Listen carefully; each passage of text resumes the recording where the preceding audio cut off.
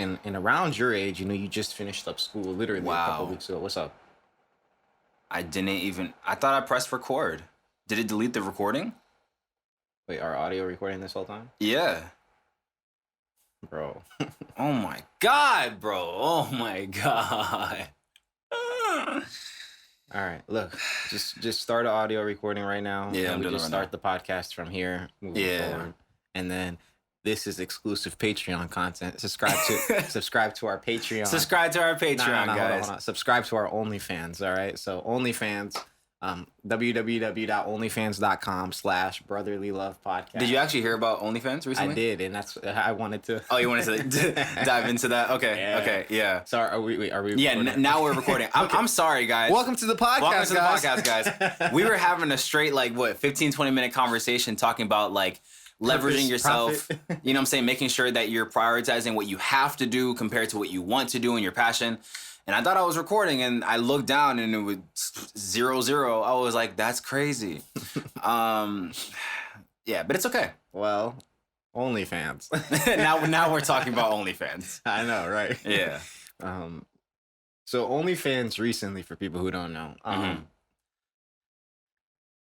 obviously OnlyFans right now it's a private company. Yeah. But they've been, they're bringing in crazy amounts of money. A company like OnlyFans, if you really think about it from their business model perspective, is they're just providing the platform. And then they have the different creators go on there. They don't have to create the content. Like Netflix right now has to create original content, Amazon, and that this is costing them billions of companies. Yeah. OnlyFans doesn't create content. Just similarly to YouTube, they just kind of have the platform, and then they allow their creators as much freedom, a lot more freedom than YouTube, Yeah. to have their base on there and do their thing. So the reason everyone laughs when you say OnlyFans is because everyone knows OnlyFans for one thing. Yeah, for one thing, which is, like sex work, pretty much. Pretty much, it's pretty much modern. I don't want to say modern day. It's an evolutionized form of softcore pornography nowadays. A lot of the I'm not saying you can't find hardcore stuff on there. I'm just saying the model is based off of this. It's a pornographic in nature, like what a lot of content creators are pushing on there. That's their content. It's pornographic, and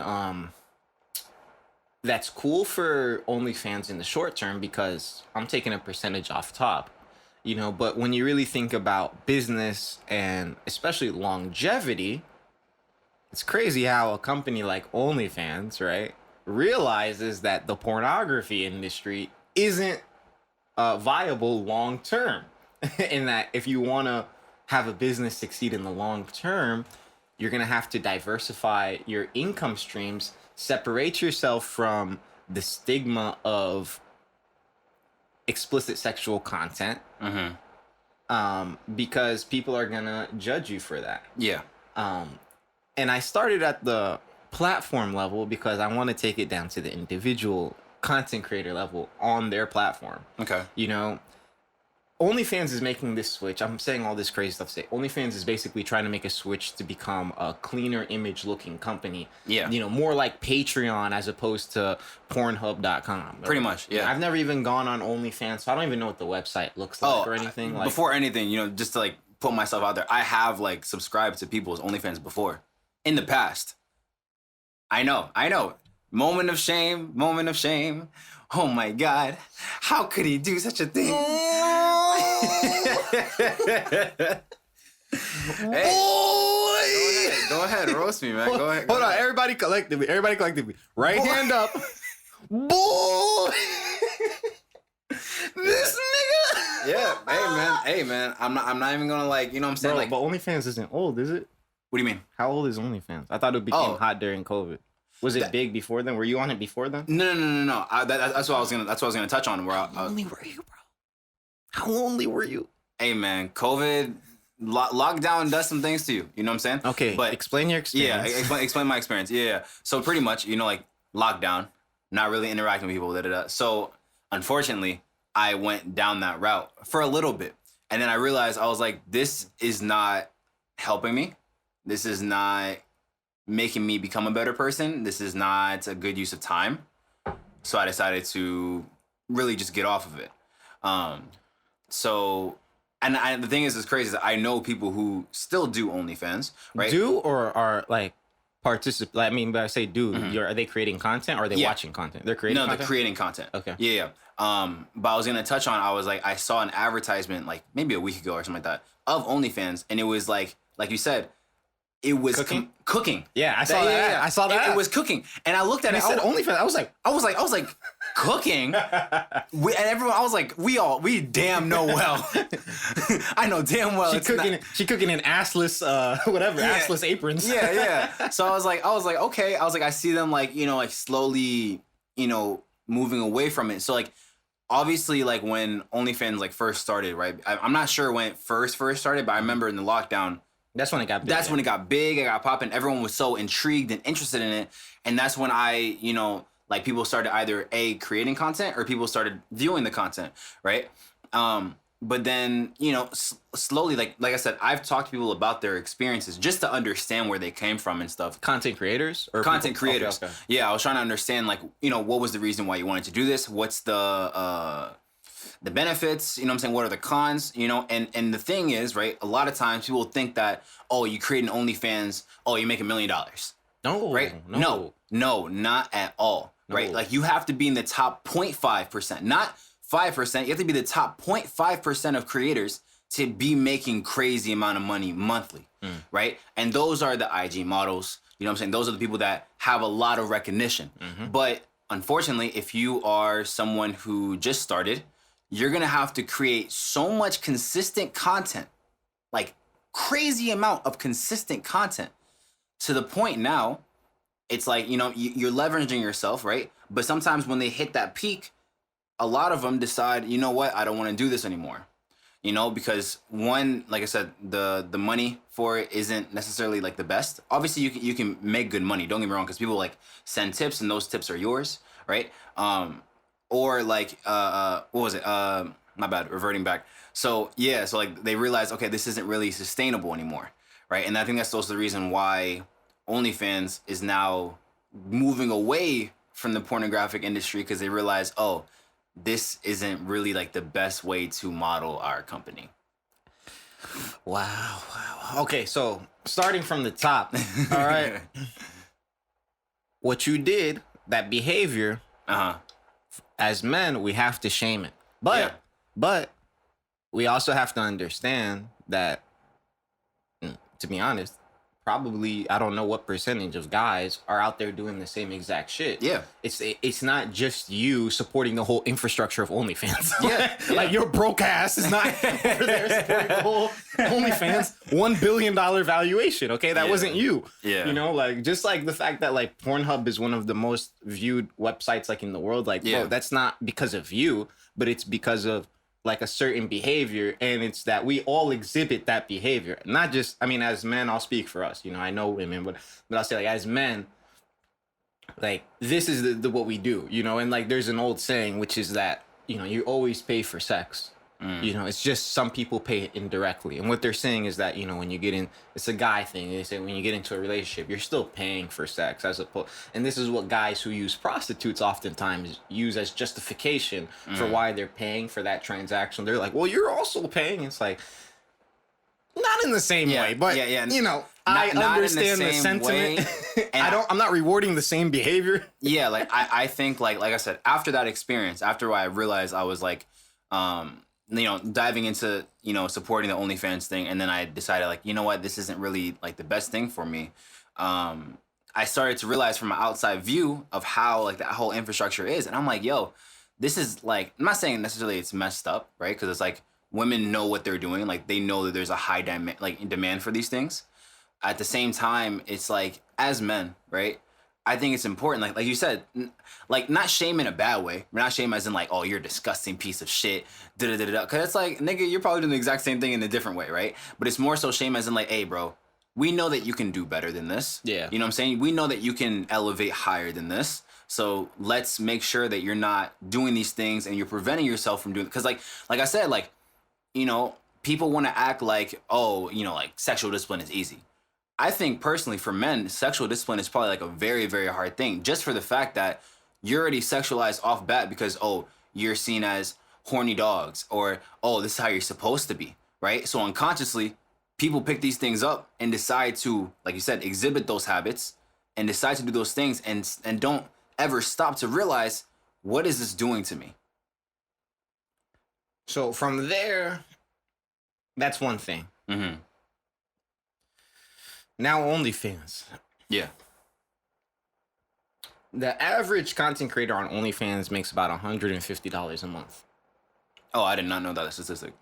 They make about $150 a month. That's the average. Now, average, median, skewed a little bit, but if you just assume 50% of people, for for easy sake, 50% of people not even making $150 a month, like, you're exposing yourself in a way, and you're not even making $150 a month. I'm not saying that there, like you said, there aren't people who aren't making more money. I'm not saying that if you have a following on Instagram, you're a beautiful woman, that you can't hop over to a platform like OnlyFans, exploit it for a bit. But just like in the porn industry, or just like in any sex-based industry, the individual comes second to the image. Meaning that I'm going to look at your image, not you as I'm not going to look at Jessica. I'm going to look at this figure, this sexual figure. And as soon as that sexual figure stops stimulating me, in the same way that you get quote unquote bored banging your girlfriend for the 20th time as opposed to the first time.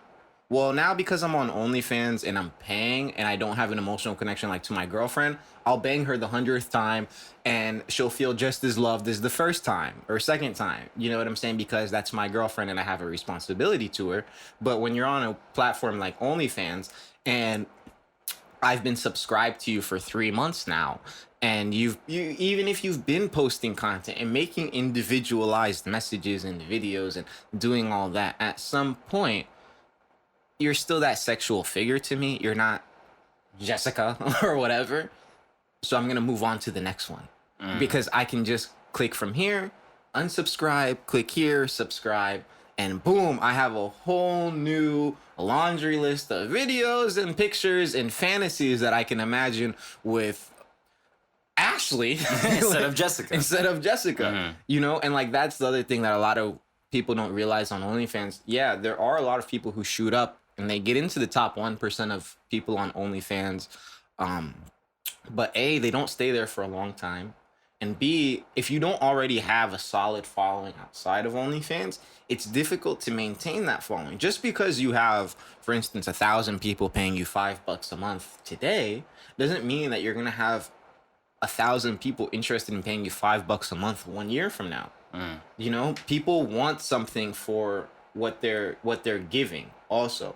Now, the good thing with places like Patreon, right, is that on a website like, and it's very similar, but the different type of content, basically, there's a longevity to it. For instance, if we started a Patreon, I could imagine that a lot of men, maybe some women as well, would feel personal connections to us based off of the podcast that we do, subscribe for more in-depth and in-tune analysis and courses, guides, conversations, anything that we decide to do for them. It would just be an expansion of this.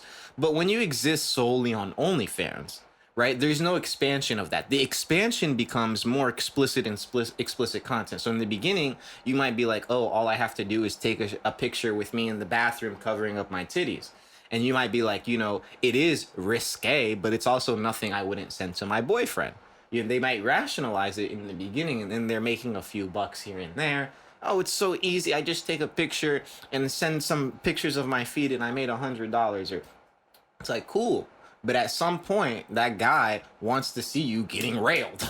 Like, at some point, they're going to keep escalating the situation. The whole you wearing a towel and covering your titties and ass or whatever, like, it's gonna lose its allure at some point, because it's a fantasy. It's a fantasy, and I think, like, when, let's say, for instance, if there's a little bit shown, there's going to be wanting more and more and more, like you said, to the point where I don't want to use the terms like railed or banged, right? Because then it kind of like disrespects the person that's, because I've been like learning how to use different words when it comes to sex, right? Because I realized, like I said before in another clip, I had a pornography problem, and like in a sex problem where I'm like, oh, I'm using certain terminology where I'm not considering this like person as a human, right? So like I understand what you mean though. You know what I'm saying? It's like, oh, like I smashed her, right? But when you personally like, so I understand what you're saying, right? These women are also self-objectifying, like sexually objectifying. No, yeah, no. I'm just saying, just in general, right? Although I get it, right? It's like, yeah, they're objectifying themselves.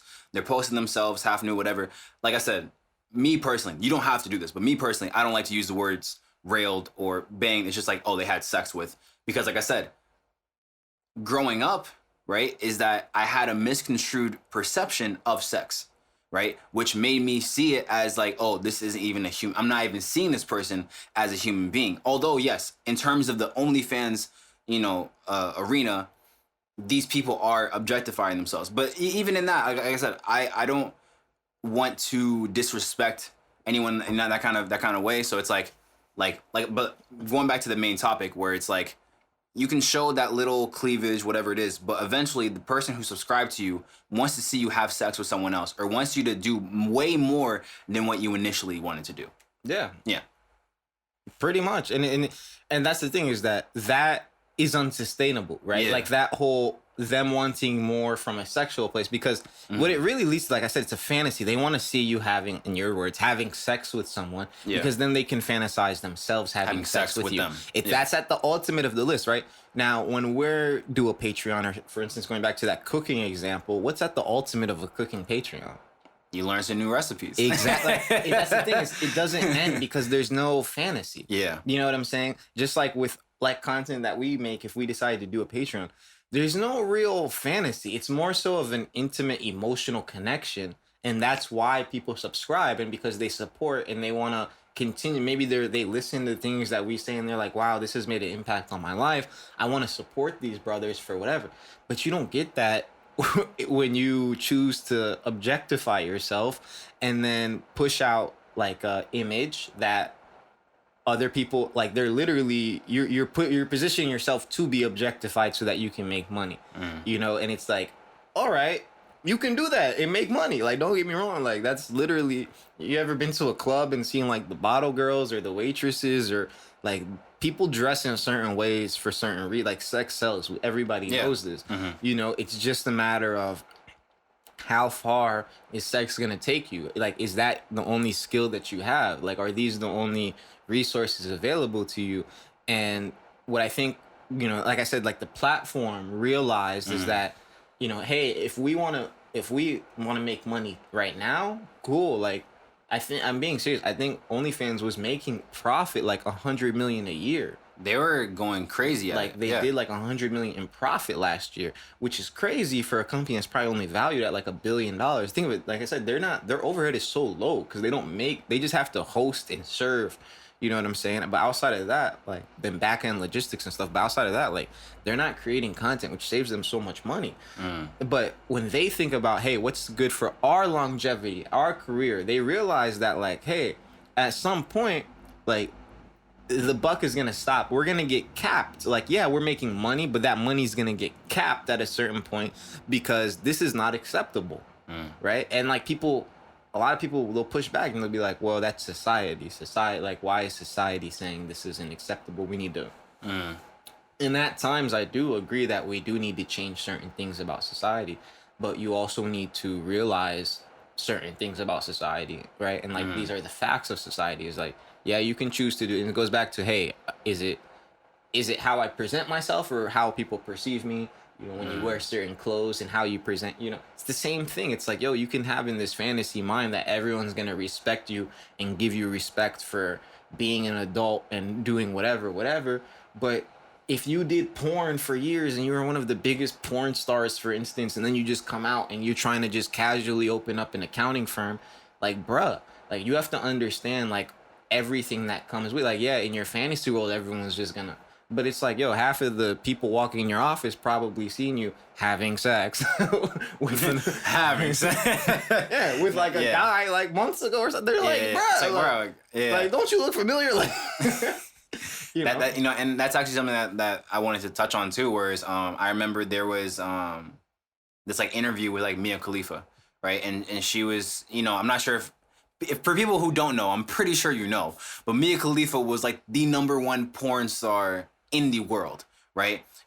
She was banned from the Middle East for what because like I think she was raised in a Muslim country, which is crazy because she even said that's where it's most viewed. That people who ban her are the people who most viewed her videos. And now she's out Human of nature, bro. That doesn't shock me. It doesn't shock me at all. It was just a funny thing that she said. But now she's retired from pornography, and she's doing her thing and living her life and doing other things besides porn, right? But I'm pretty sure in that interview she said it's like there's a lot of difficulty that came with it because it's like now people are objectifying you because of what you did in the past, unfortunately, right? It's like I wish that, let's say for instance, someone who did sex work, whatever it is, and then they wanted to do something else, wasn't objectified and they weren't disrespected, right? Unfortunately, in society, like people see you with sex work, right? People see sex work as like, oh, demeaning, or oh, is it not? Well, I mean, like I said, it depends on how you take it, right?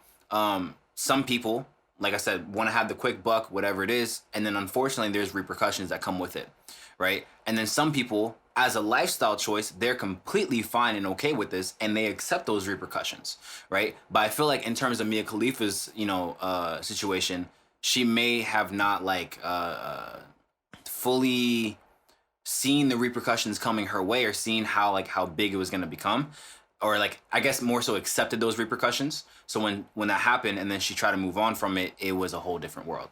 Yeah, I'm not gonna speak on her situation specifically. I don't know all the details. Yeah. The only thing I'll really say is that that's life. So what? You didn't see all the circumstance. I mean, you didn't see all the consequences of your actions. Yeah, but that's literally life. Is you figure out and you learn to accept the consequences of your actions, and then you can explain to other people and warn them so that they don't go down the same path. But just relying on society to change so that you don't have to bear the brunt of all your consequences. Why does she still use the name Mia Khalifa? That ain't her real name. Why does she still use that moniker? Because it's what grabs her attention. Is it her real name? I don't know. That ain't her name, bro. And she went on. She did a sports thing for a while, right? And she had to end up stopping that because everyone would be comments about this and that and whatever. Okay, but why are you starting a sports thing called Mia Khalifa A with your porn name? And then B, like I said, going back to it is, if you feel some sort of way, then your purpose should be to tell the tale to others so that they don't go down the same path. It's the same way that if I fucked up on something, right, and I lost a whole bunch of money, or I messed up in a relationship and I messed up in whatever, once I figured out exactly what went wrong, I wouldn't go back and be like, man, society's fucked up and I lost all my money in business, or yo, women are effed up and, this girl left me and blah. Nah, I would go and talk to other men and be like, yeah, guys, this is what you need to do because this is what I learned from this experience and this is where I effed up, so that you guys at the very minimum aren't going to carry the same burdens that I'm carrying right now.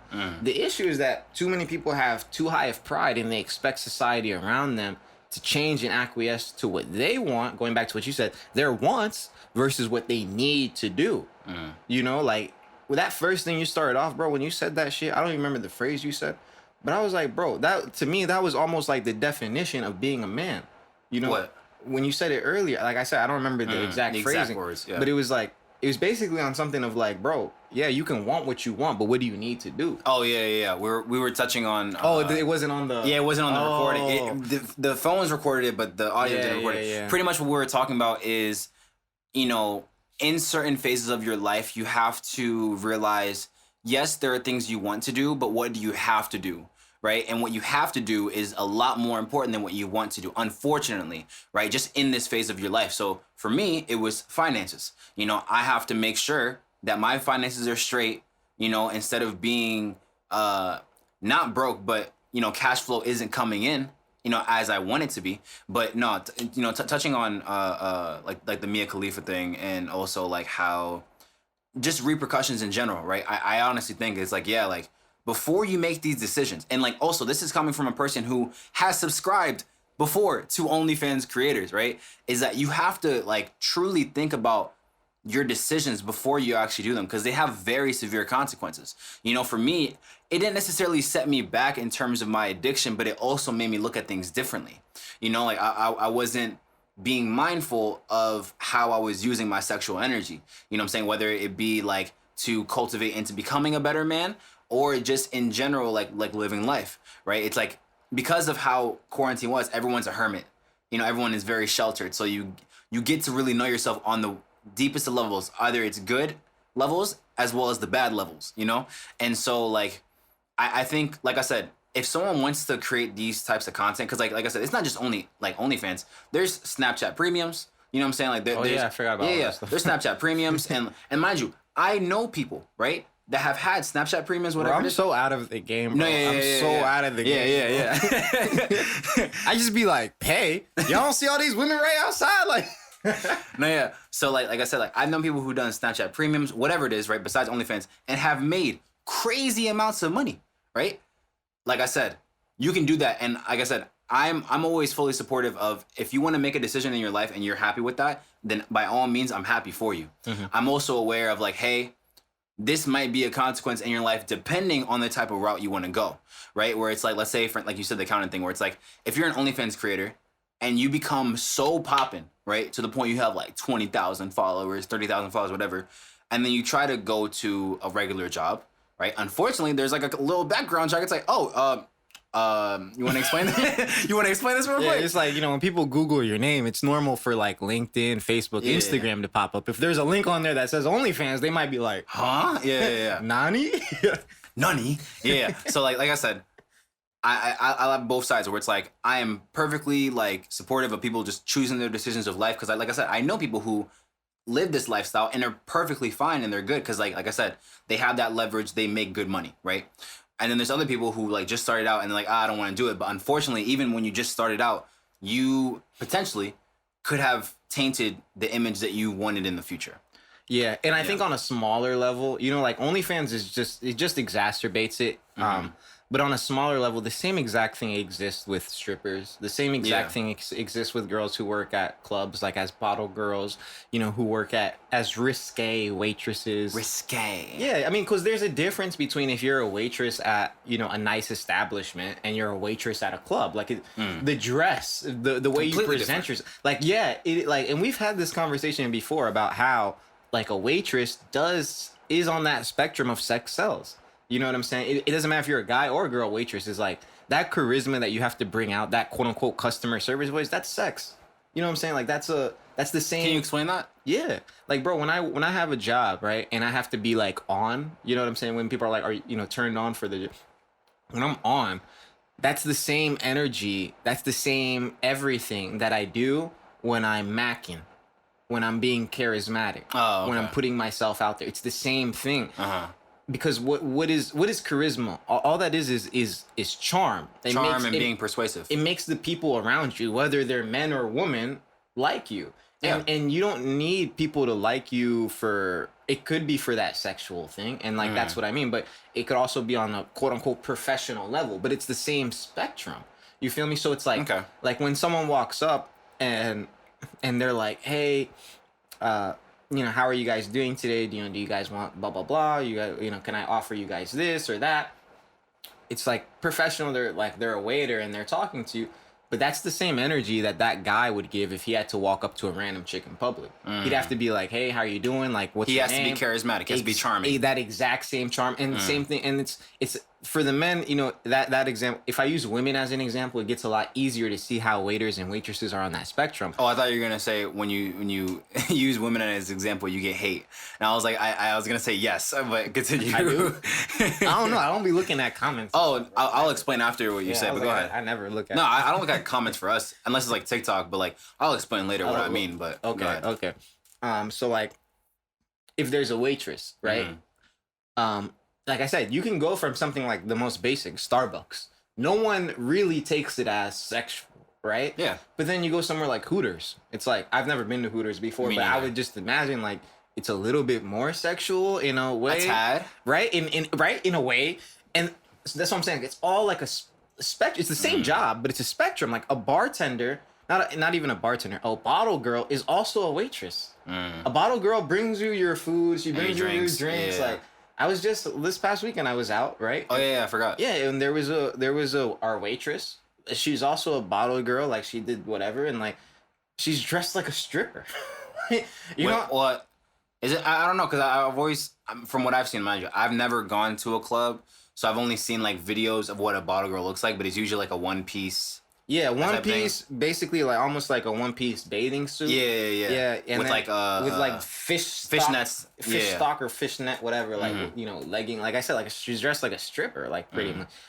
Like that is very sexualized. You know what I'm saying? And I understand why. Like obviously because dudes are gonna tip you crazy. You know what I'm saying? Like they see a thick bottle girl. Whew. But this is what I mean. Yeah. Like, but that's all the same job. It's all waitress. So like it's all a spectrum of it, and that's why I'm saying like that. Charm, charisma, like magnetism, attractiveness, it all comes and stems from the same place. It's about what are you willing, like how much of that are you willing to give to others? You know, like when I worked at the gym, for instance, bro, and that's the thing is like, you know this too, because like you've worked in customer service jobs. There's times where someone's talking to me and with it, like they're just talking to me, right? And we're just talking about business, but I know, I'm like, dang, I think this shawty's feeling me, right?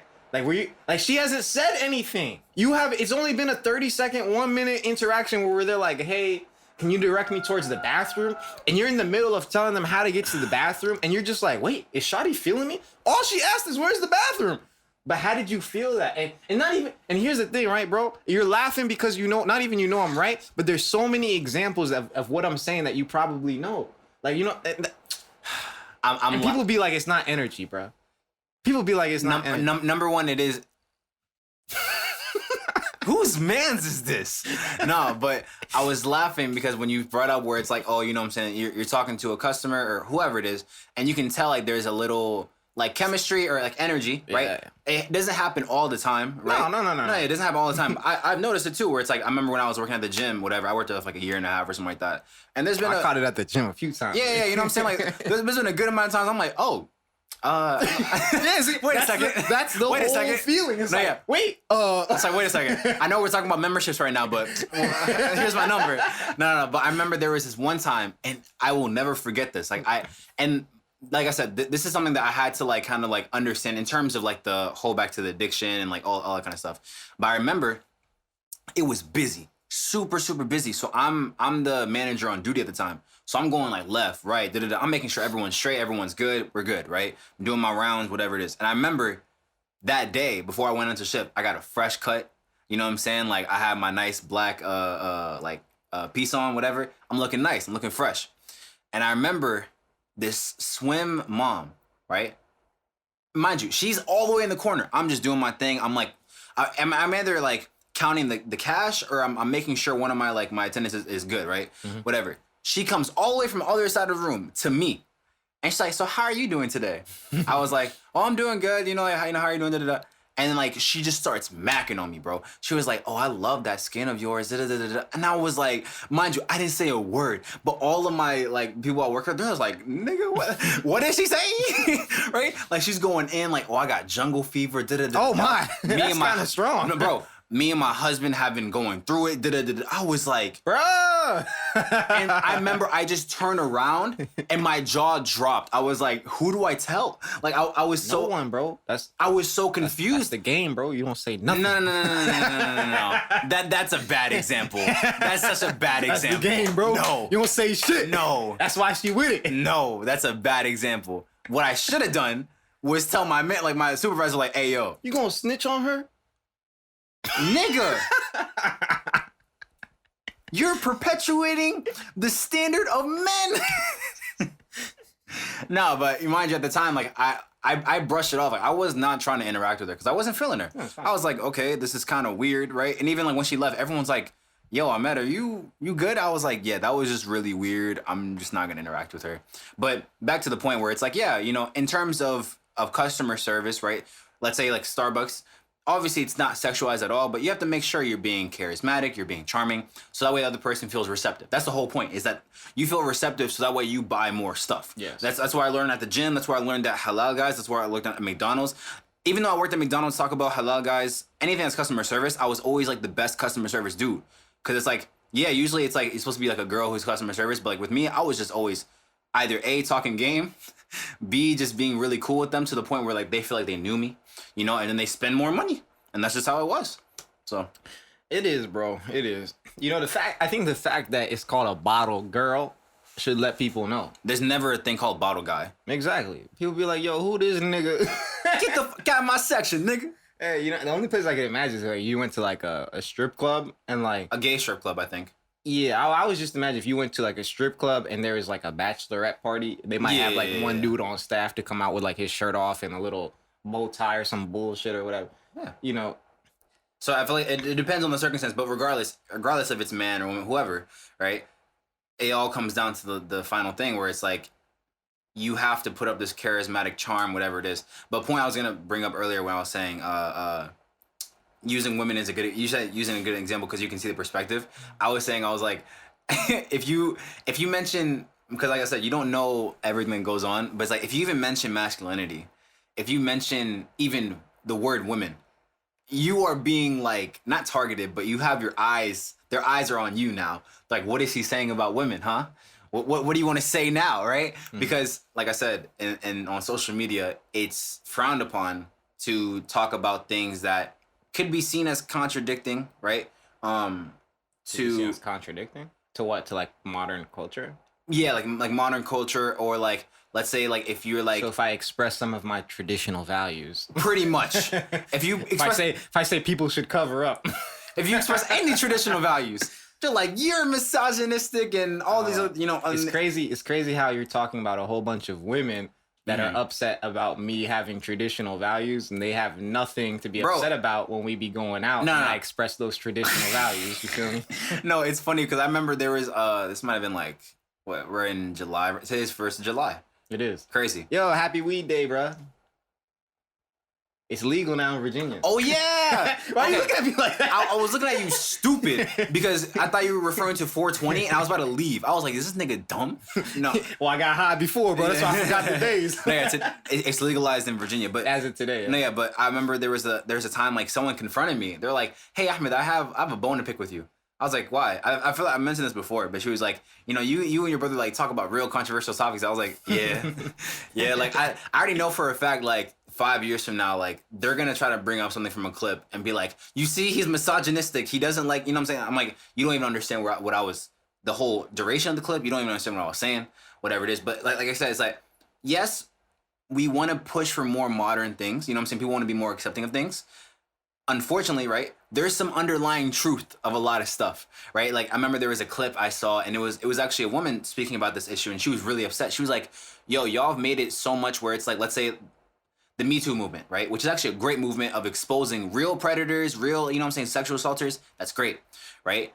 And then there became a thing that added on to it where it was like, don't approach us, don't da-da-da, because like you're a creep, whatever it is, right? And so men decided to stop approaching women. They're like, I don't want to be seen as a creep. Even now, right? I have to make sure, even like in events, whatever, I have to make sure I'm not being seen as creepy. I have to like, you know, keep my distance, all that stuff. Because like I said, there's the perception that could be seen with that.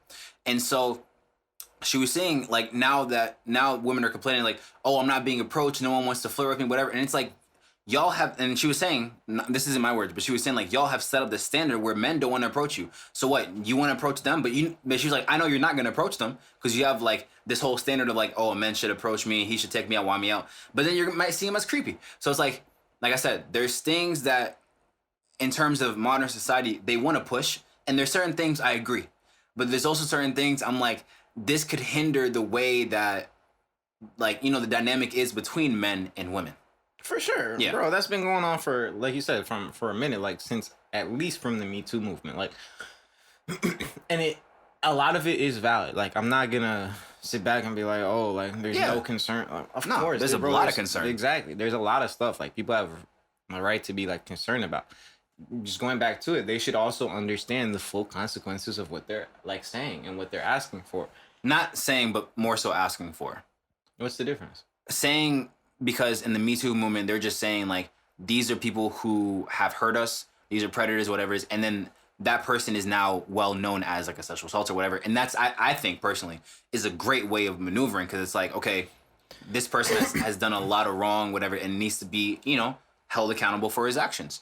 The asking part, right? Like I said, that's the adding on. So the saying, the whole point of the Me Too movement was just to expose these people and to hold up like, hey, like, these things have happened to us, right? To speak about their voice. The asking part, right, is the one that dives a little bit more, where extremists go into like, don't even approach us, like, y'all are creepy as hell, you know, and those things have very severe consequences. Okay, I got you. I mean, do you remember the Aziz Ansari story?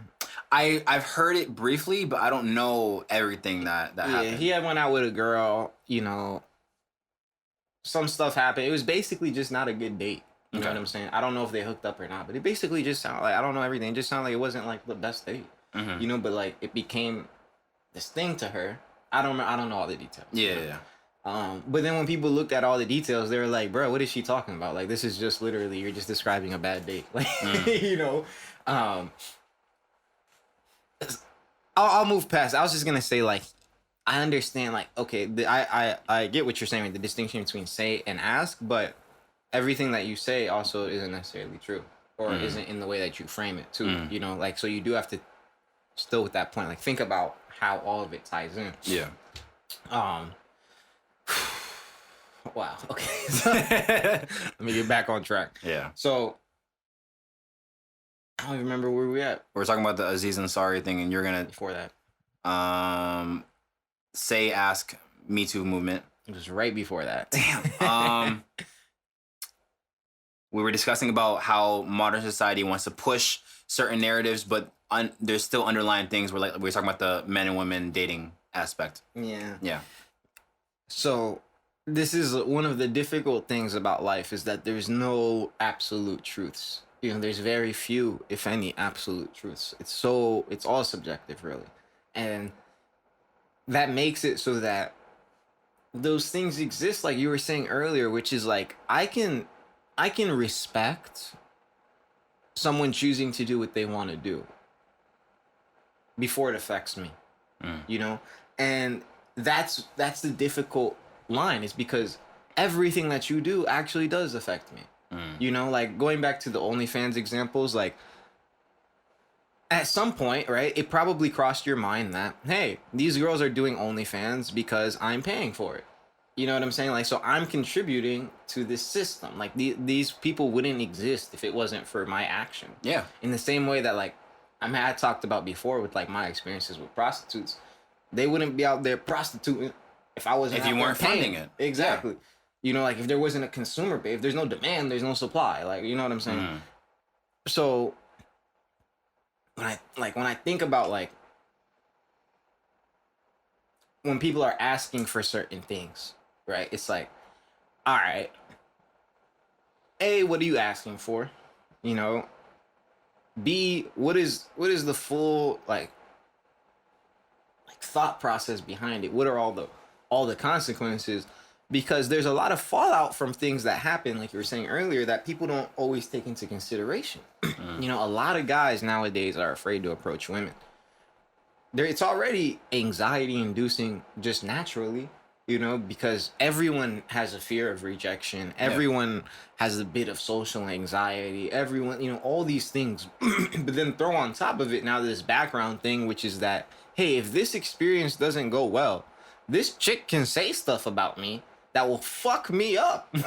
You know, like, it could be completely not true, whatever. It could mess up your entire But no one reputation. cares if it's true or not. The only people who care about, I'm not even gonna say them. I was like, because you can get out of the court of law. You know what I'm saying? Like, she can make a false accusation or this or that, and you'll get acquitted in the court of law. But what about the court of public opinion? You know, a lot of times these people, they've already lost their jobs. They've already been kicked out of school. They've already this, that, the third, because of experience, like, with women. And for me, if anything, it just tells me that I need to be very mindful about which women, like, I interact with. And, like, which ones I decide to form relationships with or whatever. Um, going back to like something you were saying earlier though too, I want to just relate it to Yeah. this past weekend. I told you I went out, Yeah. and I don't go out super often. It's not really like a casual thing for me, but every so often, go out. And so I went out with my friends, and throughout the whole night, I had one girl approach me. Right? What? I remember. Yeah, go ahead. I wasn't telling the story. I was telling a bigger point. Go ahead. I was gonna say that the one girl approached me, right? And if I think about it, that day, that night or whatever, I approached who knows how many women, like a dozen, you know what I'm saying? Different women.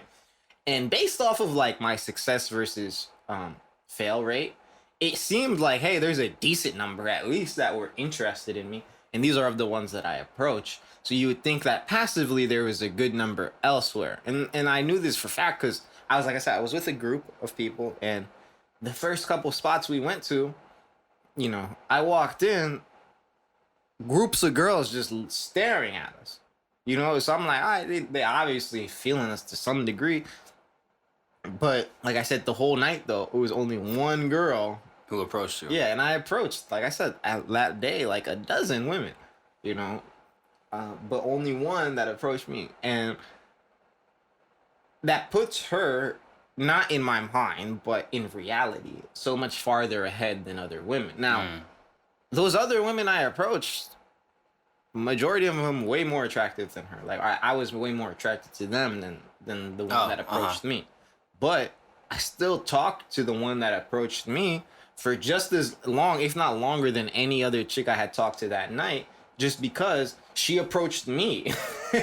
And that doesn't happen often for men. So regardless of like how you feel, you might enjoy the flattery for a quick 30 seconds, a minute, you know what I'm saying, before you brush them aside. Like, but yeah, it goes to, it's like most women, to go to is like most women don't want to do that, right? I'm saying all this to say that, hey, if I approached 12 girls over the course of a night and like 7, 8 of them were like, yeah, like they were open to having a conversation and like they were rocking with me, that probably means there was about 100 other women who I could have spoken to, but they just, didn't look in my direction. I didn't approach them basically. And that's why the conversation never happened. But if they would have took the onus upon themselves, it's only 1 out of 1, but that's 100% as opposed to over there where I was shooting. And that's good. Mind you, like if you go out and you could actually mac up like 8 out of 12 girls or something like that, like bro, that you shooting out the rafters, right? But the girls shooting 100%. Hey, yeah, that's fair, right? It's 100%. But I mean, but it also fucks up the dynamics for them. Yeah, that's what I was gonna say. I think that's the reason why a lot of times women don't approach, right? I've had it where a woman does approach me, but like I said, it's not often. It's very rare when a woman does approach me, right? But I remember we had a conversation where it's like, all right, when a woman approaches you, right, and like is flirting with you and stuff, depending on how much they show interest, that could completely change the roles of how before it was how much interest you have. Yeah, how much interest you have. Because a lot of times it's the men pursuing the woman, right? But if you're pursuing me, right, which I mean, like I said, if it's an equal standard, I'm cool with that, right? We can talk, we can have it, and I'm not gonna look at you any different. What does that mean, an equal standard? So not equal standard, equal, just an equilibrium, right? Where it's like, yeah. So like, if a woman just approaches me and is like, hey, like I think you're cute, like how, like what's your name, da da da, cool. Like I'm not gonna see her as less than. Right? She came up to me. She had the guts to even approach to me. So I'm gonna talk to her, see how she is, whatever. If I feel the vibe, that's cool. If I don't, that's fine as well. But I'm not gonna look at her as whatever. Right? Okay. So at what point does it move from? Because she approached you, and you're saying that in and of itself doesn't decrease your attractiveness to her. No. So at what point? What is it that starts to decrease your attractiveness towards the woman? When they're like becoming obsessive. So it's like, I've had it before where it's like a girl will talk about, oh, you're so handsome, da-da-da-da. I've never seen a guy like this before. But like, mind you, like I said, 1 or 2 compliments, that's fine. But if you're showering the person, regardless if it's a man, woman, whoever, if you're showering that person with compliments off bat, that person is now being put on a pedestal and you're right here. So that person has the choice if they want to interact with you anymore or not. Or they just, okay, maybe I'll have sex with this person and just keep it going, right? I just want to say, hey guys, like we're talking about a man's interaction with a woman, so just think about women's interaction with men. Okay? What do you mean? I'm saying that we're saying all this shit, like we're talking all this shit about like how we view women who are like a little extra needy towards us. Yeah. Now imagine how a woman feels about all these men. Yeah. And that's what I learned. Like, bro, one thing I learned in anime. And like, okay, it's crazy. Everyone's like, huh? Nani? What are you talking about anime, right? But this is what I've learned, right? And I shit you not. The more, let's say, for instance, there's a main character, right? He sees this girl, oh, she's so beautiful, whatever it is. When he spends so much time chasing her and showering her with compliments, whatever it is, right? She sees him as a commodity. It's like, whatever, right? It's like, I get this all the time, dudes or whatever, I don't really care. But when you decide, you know what, I'm just going to treat her like I treat this person and this person and this person. Casual. Like, I'm going to walk in, hey, how you doing? Keep it going. I'm not going to say anything else, whatever. That increases the attraction way more because then they're like, why didn't he shower me with compliments? Why didn't this person, whatever, that kind of thing. I remember there was an interview with some dude. I forgot the guy's name. He was like, imagine you walk in a room with like 12 women, right? And I don't know. There's one woman that comes in and then like 10 guys come in. And the first 9 guys are like showering this girl like, oh my God, you're so beautiful. Da-da-da-da-da. Let me take you out, whatever. She's like, these are fans. OnlyFans. But the one dude who comes in is like, what's up? And keeps it going. She's interested in that dude, right? So it's like there's always an interesting dynamic that comes with men and women, and that I think it's just you have to make sure that you're not being so obsessive to the point where you're not showing who you really are. Because I think a lot of times when dudes are showering whatever, they're not showing who they really are. They're like, I'm gonna shower you so much with these compliments and tell you what I'm doing, so you don't see the real me. Oh yeah, bro. That's the game. I was like, bro, that's simple. I'm gonna like exactly like what you said. I'm gonna make you feel so good that you don't even worry about the fact that I'm having sex with you right now. I'm trying to use your frame now. your words. Yeah. I was going. Thank you. I appreciate that. Yeah. Yeah. You don't even realize that now we're having sex. I slid in there so smooth. No, yeah, and I remember even like. It's crazy because Nickelodeon gave us game way before and we didn't even realize it as kids. Drake and Josh, right? Drake is getting all these dates with all these baddies. Casually. He just walk in, girls like, oh, I'm interested. He has these dates. Josh is like, yo, all I had was Mindy. I don't know who else I'm gonna date or talk to, right? And his mom, right, was like, look, walk up to that girl, tell her you like her shoes, and walk away. And I remember as a kid, I was like, what the hell are you talking about? Right? And then he did it. And then she came to him and was like, that's all you want to say to me? He was like, yeah, I just think you have really nice shoes. And she's like, call me. And like, and like, I remember as a kid, I was like, what? Like, this is real? And that's something I witnessed. I went out Saturday night to an event, right? Like a performance. I didn't perform or anything, but I just came to support. But mind you, I didn't pick up any girls' numbers or anything like that, right? But I brought out that same energy because it was genuine. It wasn't like I was like trying to be manipulative. But I genuinely brought out the energy of like, if I saw someone's shoes, I'm like, yo, I like your shoes. Those are so dope. All right, I'm talking to this person, right? I'm not gonna be like, oh, and what's your name? And then like, cause the conversation has to be natural. If I spot something, if I like something, I'm gonna tell you, hey, I like this about what you're wearing or what you're doing. I really like it. That's it. Because of what I've learned, right, from the past of hundreds and hundreds of failures of approaching women, is that showering them and putting all this effort, whatever it is, can only do so much, right? Because now she will see you as like, oh yeah, he always showers me with stuff, so now I'm going to treat him as a commodity rather than something that's expensive. I actually had a line in a freestyle before. I was like, words are expensive, not a commodity. You know what I'm saying? Like, I was like, you have to value yourself before you go out into the world and try to value someone else. Because then you'll be able to discern, all right, how much effort should I be putting into, right? Because a lot of times guys don't want to, I don't want to be looked at as a simp, whatever. Yo, if there's a woman who is genuine and is your like cup of tea, you know what I'm saying? And also like fits your standards, put effort. You have to put effort. Otherwise, you're not going to get to what you want to get to, right? But if it's just someone off bat I just met, I'm not going to put, 100% in it. Like just put all my chips in. It's like I'm gonna probably put like maybe half, man, not even half, probably a quarter. Just like, oh, here you go. See, you keep on bringing up like these contradictory truths. How so?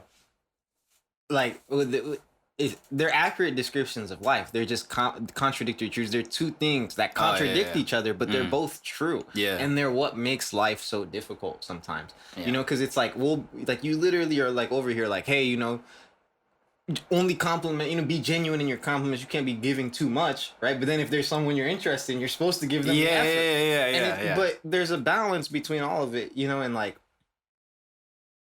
I think there's two ways where there's one is like, all right, a lot of men, like you said those 9 out of 10 guys, you know, 10 guys, you know, beautiful girl, 10 guys walk into a room. Off of my experience, right? If there's a beautiful girl in the room and then 10 guys walk in, I would imagine 6 of those guys would stand in a circle and jack each other off. There's probably be like 2 of them over in the corner talking. Damn, son. There'd probably be 2 of them over in the corner talking. And then there's probably 2 guys who are both looking at each other like, nigga, am I about to walk up to her or you?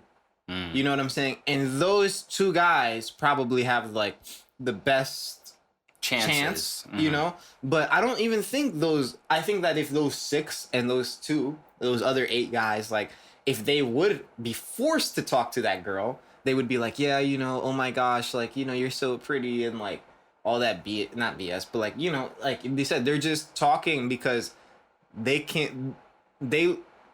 not humanizing this person. And that's why it's unattractive at a certain point. You know, like that chick, remember I was like, who walked up to me?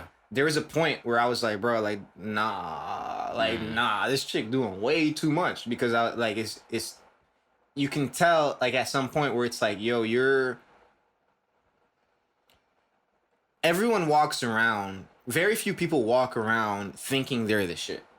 Okay? Yeah. Most people understand that they're human beings, that they have faults, and that if you want to have a successful relationship, you have to accept every aspect of their being, including their faults. So when someone walks up to you and is like, oh my gosh, you're this person, and you know, it's like if someone walks up to Drake, oh my gosh, you're Drake, and you know, or you're a pretty woman, oh my gosh, you're so beautiful and pretty, and it's like, okay, yes, but like, what about my faults? Because those and I'm not saying to focus on those because that's a part of pickup culture too, where a lot of guys, they call it negging.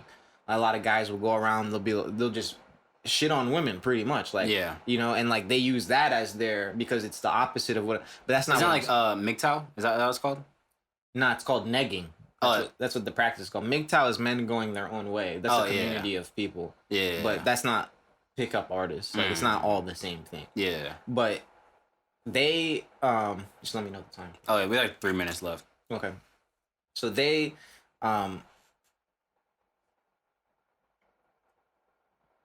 shoot. I lost it. Negging. Men negging. Yeah, so like they'll go to that side where it's like, all right, I don't want to praise this woman, so because I don't want her to, like, you know, to look up, to look down on me or whatever. So then they move to the other side, which is also very like not productive. It's also super unhealthy, but there is an area in the middle that you can kind of exist and move within. And you're absolutely correct that when I'm in that middle zone where it's like, hey, I'm not looking up to you and I'm not on some fuckboy, yo, I'm gonna just be a savage type shit. Yeah. When I'm really just kind of doing my thing, that's like the best quality and quantity of women that I get, because women naturally position. Remember how we're going back to it? Women don't really approach men, but what they will do is they'll position themselves around powerful men. You know what I'm saying? So if a man's doing his thing, women peep that, and then they position themselves around you so that you can talk to them. That's their way of shooting their shot. It's like when you go to the gym, it's like I'm in the workout room in the gym. It's a huge ass room, and you come and you work out right next to me. It's like, bro, you could have stretched anywhere. Like you could have stretched on the other, but you decided to stretch. That's your way of kind of opening the conversation and opening the door for things to happen, you know? No, yeah, I definitely agree. It kind of goes back to it's an energy thing.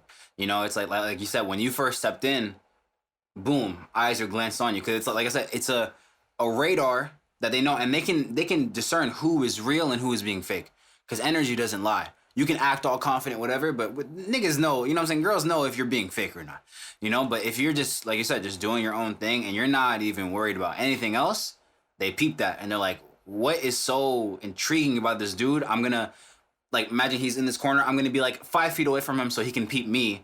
That way he invites me over, you know? So yeah, it's all, there's a middle ground, you know? Don't be so extreme red pill, but also don't be extreme blue pill. Be purple.